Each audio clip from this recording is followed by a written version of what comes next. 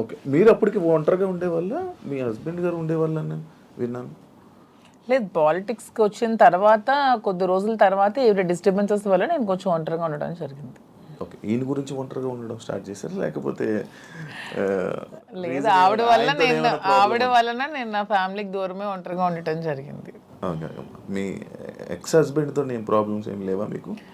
Problems అంటూ పెద్దగా లేవు, కానీ డిస్టర్బెన్సెస్ అంటూ ఉన్నాయి. అంటే తను ఎప్పుడు ఫారెన్లోనే ఉంటారు. ఓకే. తను ఎప్పుడు ఇండియాకి రావడానికి ఇష్టపడేవారు కాదు. నాకు ఫారెన్కి వెళ్ళడం ఇష్టం లేదు. నాకు ఎప్పుడు ఇండియాలో ఉండటం ఇష్టం.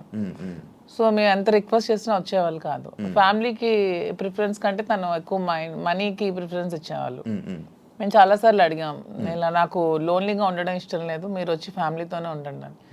తను ఒప్పుకునే వాళ్ళు కాదు. సో అలా మా మధ్యన డిస్టర్బెన్సెస్ పెరిగాయి. వాని వల్ల ఇంకొంచెం పెరిగి ఇంక సెపరేట్ అవుదామని నిర్ణయించుకున్నాం. ఓకే. మీ ఇద్దరు కలవడానికి రీజన్ ఎవరు? అసలు ముఖ్య కారణం ఎవరు? అంటే మీ ఇద్దరు పరిస్థితులు ప్రభావాలు అవసరం. పరిస్థితులు ప్రేమ కాదా? ప్రేమ కూడా పరిస్థితుల వల్ల మేము కలిసిన తర్వాత మా మధ్యలో ప్రేమ మొదలైంది. ఓకే. ఆ ప్రేమ కోస్తా ఎక్కువైంది. పలాసలో నేను ఉండేటప్పుడు ఎలా పోతే నాకెందుకు, నా కుటుంబ రాజకీయాల్లో తీసుకెళ్లి నన్ను స్పాయిల్ చేశారు, నా క్యారెక్టర్ అసాసినేషన్ చేశారని వాళ్ళ ఇంట్లో తను ఉండిపోవచ్చు, లేకపోతే తను నిర్ణయం తీసుకోవచ్చు. అవును. ఇంకా నన్ను పాపం ఒంటరిని చేస్తారు, ఆయన వెళ్ళి పలాసలో ఉన్నాడు, ఎలా భోజనం చేస్తున్నాడు, ఎక్కడికి వెళ్తున్నాడు, ఆయన కార్లు ఏంటి, ఆయన మనుషులు ఏంటి, ఆయన ఎక్కడ ఉండాలి, ఇవన్నీ చూడవలసిన అవసరం తనకేంటి? ఏంటి అవసరం? నాకేమైనా ఆస్తులు ఉన్నాయా, అంతస్తులు ఉన్నాయా, లేకపోతే పవర్ ఉందా, లేకపోతే ఏముందని చెయ్యాలి. కానీ అక్కడ ఏంటంటే ఒక తోటి మనిషిగా అభిమానం చూపించింది తను. నేను ఇబ్బందుల్లో ఉండేటప్పుడు నా కోసం ఇంత బాధ్యత వహించినటువంటి అమ్మాయిగా, తను నష్టపోతూ నా కోసం నిలబడినటువంటి అమ్మాయిగా నాకు కూడా ఒక ఏ ప్రేమనైతే కోల్పోయినాను జీవితంలో, ఆ ప్రేమ నేను ఆమె దగ్గర పొందాను. సో ఇది నేను అనుకుంటాను గత జన్మ సుకృతం. ఏది కూడా ఊరికే రాదు, జన్మ జన్మల అనుబంధం, అది కంటిన్యూషన్ వస్తుంది. గత జన్మలో అక్కడ తాగింది ఇప్పుడు ఇక్కడతో కంటిన్యూ అవుతుంది. అంటే మీరు గత జన్మలో కూడా మనిషిగా వచ్చారంటారా? ఇప్పుడు రెండు ఉంటాయి సార్. కృష్ణ పరమాత్ముడు చెప్పినట్టు కర్మ సిద్ధాంతం ఒకటి ఉంటుంది.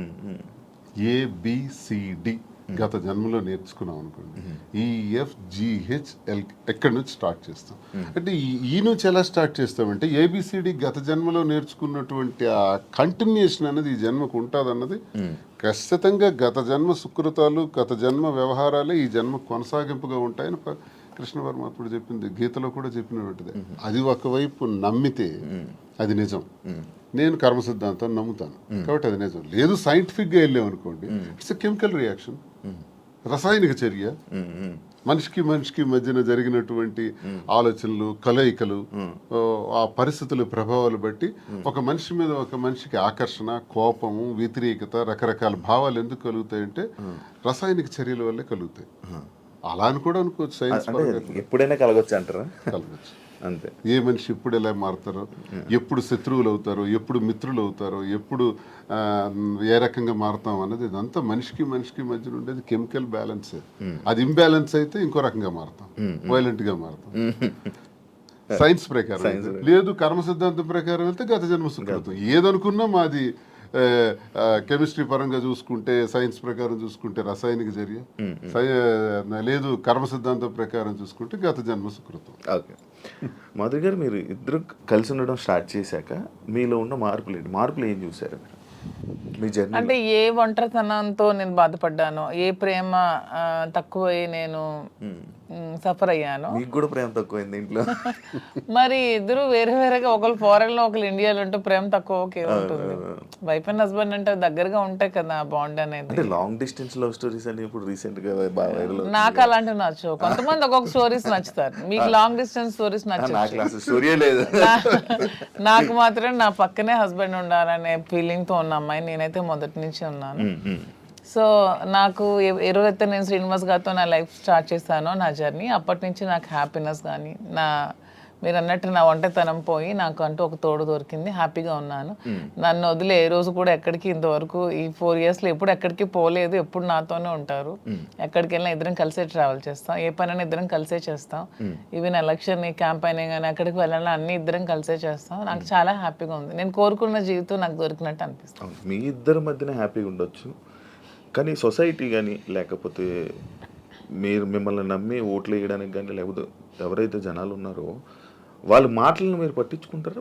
సొసైటీకి మా వల్ల వచ్చిన ఇబ్బంది ఏంటి నాకు అర్థం కాదు. అంటే మీరు ఏం చూపిద్దామని అనుకుంటున్నారు? ఏం చూపిద్దాం? ఒక హస్బెండ్ తో డిఫరెంట్ ఒక అమ్మాయి, ఒక వైఫ్ తో డిఫరెంట్ అబ్బాయి కలిసి ఇంకొక పెళ్లి చేసుకుంటున్నాం. దానికి ఇంకేం చూపించాలనుకుంటున్నారు ఎవరైనా? దీంట్లో ఏం చూపిద్దాం అని మీరు అనుకుంటున్నారు? ఎందుకు మీరందరికీ మీకు ఇది నెగిటివ్ కనిపిస్తోంది? నాకు నా హస్బెండ్ తో డిఫరెన్సెస్ ఉన్నాయి, ఇతనికి ఈమె వైఫ్ తో డిఫరెన్సెస్ ఉన్నాయి. సో మా ఇద్దరం కలిపి ఒకటయ్యాం. దానిలో తప్పే ఉంది. ఎంతమంది సెకండ్ మ్యారేజ్ చేసుకోవట్లేదు, 3-4 పెళ్లిళ్ళు చేసుకుంటున్నారు. మేము 2వ పెళ్లి చేసుకున్నాం.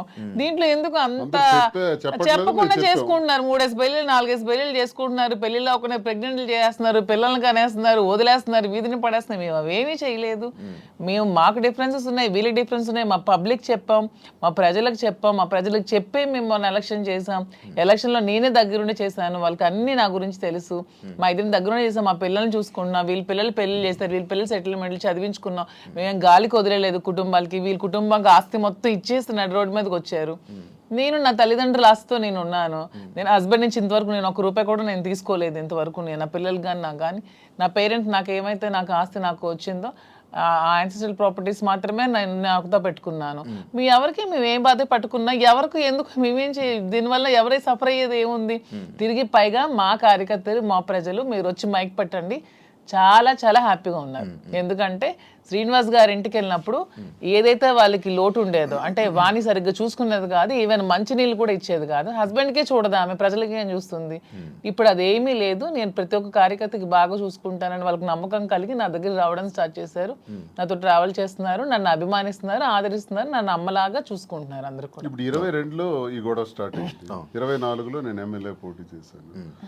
నా మీద పోటీ చేసి గెలిచినటువంటి అచ్చెన్నాయుడు రాష్ట్ర తెలుగుదేశం పార్టీ అధ్యక్షుడు ఎన్నికల ముందు ఏం చెప్పాడు? రాష్ట్రంలో హైయెస్ట్ మెజారిటీ నాదే, అబౌట్ 70,000 ఓట్స్ అన్నాడు.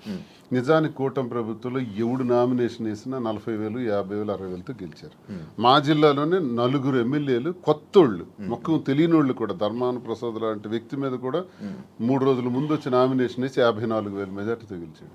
మరి అచ్చెన్నాయుడు ఎంతో గెలవాలి? కనీసం 70తో గెలవాలి కదా. 30, నా 73,000 ఓట్లు. ఇవన్నీ తెలిసి ప్రజలు నాకెందుకు ఇంకా నైతికంగా బలంగానే ఉంచారు. నైతికంగా అచ్చెన్నాయుడు ఓడిపోయినట్టే. కిందోళ్ళందరికి ఒక్క 15 రోజుల ముందు వచ్చిన వాళ్ళందరికి కూడా 40,000, 50,000 మెజారిటీలు వచ్చి, నీకేం 30,000? అంటే ప్రజలే 1,000 వ్యతిరేకించుంటే అచ్చెన్నాయుడికి 70,000 రావాలి కదా. ఇంత వేవ్లో కూడా అచ్చెన్నాయుడు అతి తక్కువ ఓట్ల తేడాతో గెలిచాడు కదా. సో నేను గతసారి ఎంపీకి పోయినా 3,100 తేడా నాది. వాళ్ళకి మాకు ఎప్పుడు వెరీ లెస్ మార్జిన్, 3,000, 3,500. సో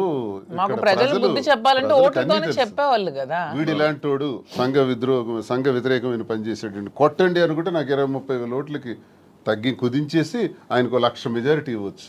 అది జరగల ఇంత వేవ్లో కూడా. అదే మాకు ప్రజలు. అయినా పర్సనల్ లైఫ్ ని ప్రైవేట్ లైఫ్ కి ఏంటి సంబంధం అండి? ఇది మా ఫ్యామిలీస్ మధ్యలో ఉన్న డిస్టర్బెన్సెస్ తో మేము ఒకటే. పర్సనల్ లైఫ్ ప్రైవేట్ రహస్యంగా ఉంటూ అబద్ధాలు ఎవడైతే ఆడతాడో వాడు దొంగ. పర్సనల్ లైఫ్ ను ఓపెన్ గా తెరచిన పుస్తకంలో జనం ముందు చెప్పేస్తే దొంగలు ఎలా అవుతాం? వాస్తవం చెప్పిన వాళ్ళు అవుతాం. ప్రజలే గుర్తించారు, ప్రజలే గౌరవిస్తున్నారు. ఈ రోజు మాకున్న గౌరవం పెరిగింది సమాజంలో. ప్రతి ఒక్కళ్ళు ఎక్కడ చూసినా సార్ ఒక సెల్ఫీ అంటారు.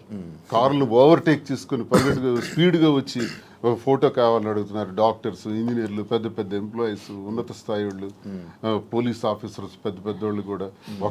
ఒక పెద్ద ఆఫీసర్ అయితే మొన్న చేయి తీసుకొని గుండె మీదలో పెట్టుకొని పెద్దగా ఊపిరి తీసాడు. ఏం సార్ ఏంటి అంత ఎమోషన్ అవుతున్నారు? ఏంటంటే మీరంటే నాకు ఇష్టం సార్. ఆయన ఏం అర్థం చేసుకున్నారు? పెద్ద ఆఫీసర్. ఇంకా చాలా మంది పేర్లు చెప్పకూడదు. వాళ్ళు ఏం అర్థం చేసుకున్నారు? ప్రతి ఒక్క జీవితంలో కూడా కథ ఉంది. ఆ కథ చాలా మంది చెప్పలేక భరిస్తున్నారు. మేము చెప్తాం. ఇప్పుడు మీరు ఇన్స్పిరేషన్ అంటారు, చాలా మందికి ఇన్స్పిరేషన్. ఆవేశం ఎలా వస్తుంది? వాళ్ళ కళ్ళల్లో ఆర్ద్రత ఎలా వచ్చింది? ఆ సంతోషం ఎలా వచ్చింది? 1,600 ఉన్నటువంటి యూట్యూబ్ మా ఫాలోవర్స్ ఈ రోజు 1,00,000 దాటారు. 1,45,00,000 వ్యూవర్షిప్ ఎలా వచ్చింది? ఇదంతా ఎక్కడి నుంచి వచ్చింది? అభిమానంతో వస్తుంది.